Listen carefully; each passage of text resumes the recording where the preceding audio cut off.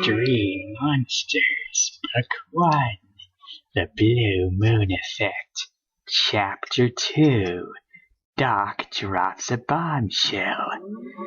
The day after Jinx's meltdown, Val called an emergency meeting of the Extreme Monsters for noon in his garage.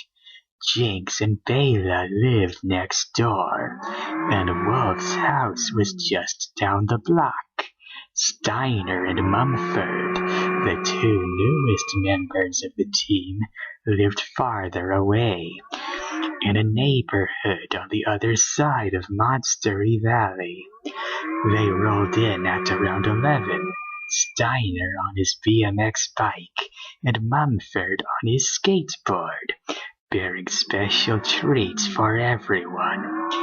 They brought donuts for Jinx, Wolf, and themselves, freeze-dried mosquitoes for Bela, and a six-pack of sparkling beet juice for Val. Coming from a long line of health-conscious, people-friendly vampires, Val was a strict vegetarian. All he drank was beet juice. At 12 on the dot, a 30-foot-long vehicle painted with the words Extreme Monsters Laboratory Utility Vehicle rumbled to a halt in Val's driveway. The Love had an accordion pleat in the middle for making sharp turns. Poking through the roof were wires and hooks, spidery antennas, and several small satellite dishes. In the rear hung metal racks for carrying bikes and other sports equipment. "Doc's here!" cried Val, lifting the garage door. A tall, skinny, gray-haired man with big ears and a banana-sized mustache stood in the driveway. Strapped on his back was a knapsack full of high-tech gear. Doc, the monster's coach, was an all-around technical wizard. He strode into the garage and asked solemnly, "Where's the patient?" "Over there," said Jinx, pointing to the damaged luge on Val's workbench. Doc began his examination. He put on a pair of thick, wire-rimmed eyeglasses. The wire frames went over his ears and around the back of his head, where they merged with a short, spiral electrical cord. Doc reached back and plugged the end of the cord into an outlet in his knapsack. His lenses blinked on. They gave off a powerful green laser-like light. "Mr. Doc, what are those?" a muffled voice asked shyly. The question came from Mumford. He was the youngest member of the Extreme Monsters and their main speed climber. Val glanced at Mumford with surprise. He hadn't heard the little guy speak in all day. Mumford was something of a puzzle. When he'd first joined the team, he was covered from head to toe with bandages. Months had passed, but the bandages never came off. Nobody on the team had any idea what Mumford actually looked like. Everyone figured that Mumford was a mummy because of the bandages and the weird Egyptian markings on his outfits, but he claimed to be only 9 years old, which didn't make much sense if he was a mummy. Val and Jinx were worried about him. Mumford was constantly getting injured and needing even more bandages. They suggested that he might want to consider taking up a safer sport. But Mumford wouldn't change. It was obvious that his dream was to become an extreme monster. Val and Jinx were his role models. Though they worried about him, Val and Jinx also saw great potential in Mumford. They believed that with training and time, he could become an extraordinary member of the team. But they promised each other they'd help Mumford improve his climbing so that he wouldn't get hurt so much. "This is my electro-optical atomic deobfuscator, son," replied Doc to Mumford's question as he studied the wheel bearings. "It will tell me lickety-split if Jinx's loot was sabotaged." Doc unplugged his EOADO glasses and set them down on the bench. "Well, there's no doubt about it," he said. "Jinx's bearings were sabotaged. They were coated with a thin film of motion-activated thermal slime. The moment she moved her rouge, the slime began to sizzle like bacon in a pan. The faster her rouge went, the hotter the slime got. The urethane wheels and the bearings melted." "Figures," said Val, clunking himself down in his favorite chair next to his trophies. "There is only one person I know who uses slime as a weapon of mass destruction. Damon Christopher." The mention of that name sent a shudder down the spine of the group. Damon Christopher was the president of Pendant Enterprises, a billion-dollar company that manufactured extreme sports gear. He was also the owner and manager of Team Pendant.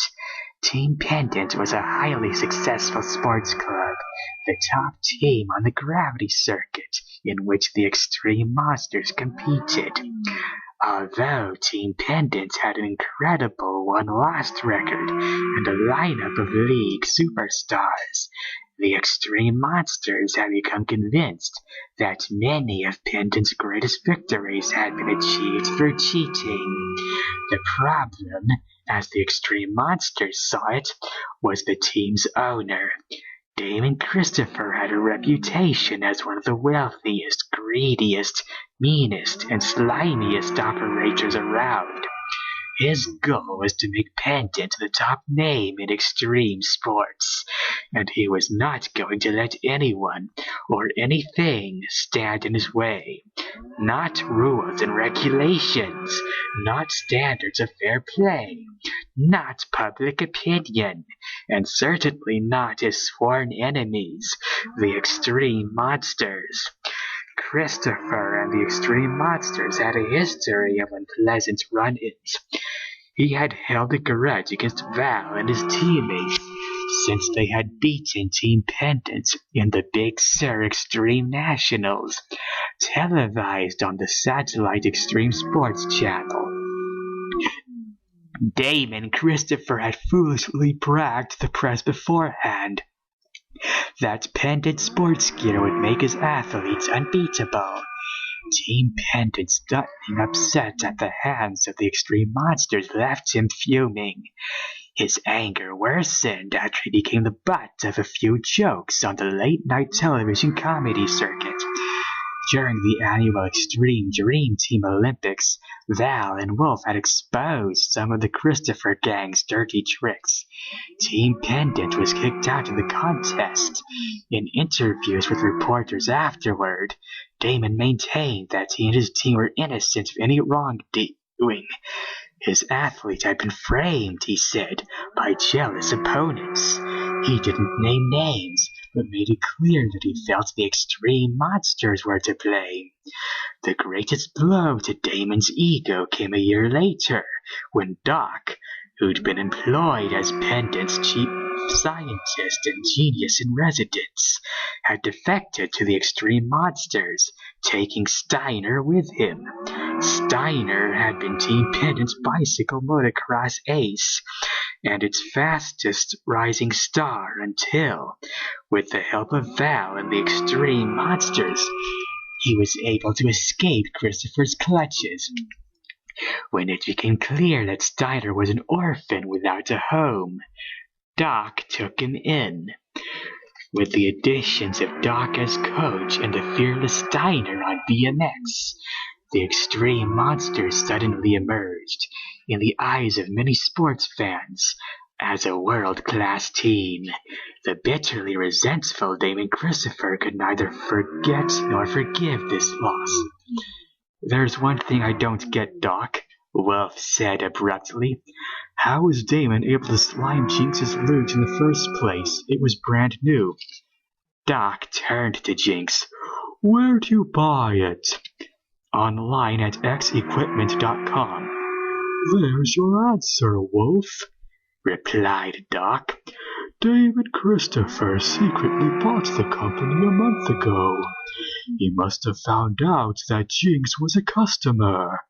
When she ordered her new luge, he just had one of his stooges dip its wheels in thermal slime before they shipped it out."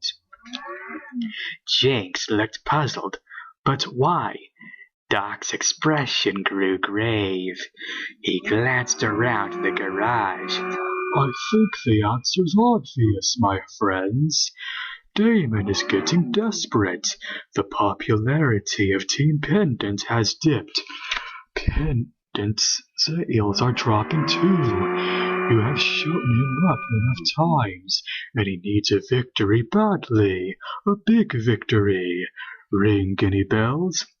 "Duh!" exclaimed Jinx, slapping her forehead. "What was I thinking? Damon wants to weaken us for the Halloween games. It's the biggest event of the year around here." "Exactly," said Doc. "He's tried cheating and cutting corners during competitions and failed miserably. Now he's trying to cheat before a major competition, when the judge isn't looking. He wants revenge, and he'll stop at nothing to destroy us as a team. We need to be extra careful from here on in. Your safety is paramount." Doc paused and took a deep breath. "This, unfortunately, brings me around to the second, and least happy, reason I stopped by today." "What's the problem, Doc?" Val asked, rising from his chair. "You're not going to like this. Try us. We're tough," replied Wolf, flexing both arms. "It concerns the Halloween games." "What about them?" Jinx asked. Doc sighed. "For the safety of the team, I'm suggesting we pull out of the event. In fact, tomorrow I'm going to ask the league to cancel the games." "What?" moaned the extreme monsters together. "No way!" cried Wolf. He stamped his inlines defiantly. The force of his powerful legs caused the whole garage to shake.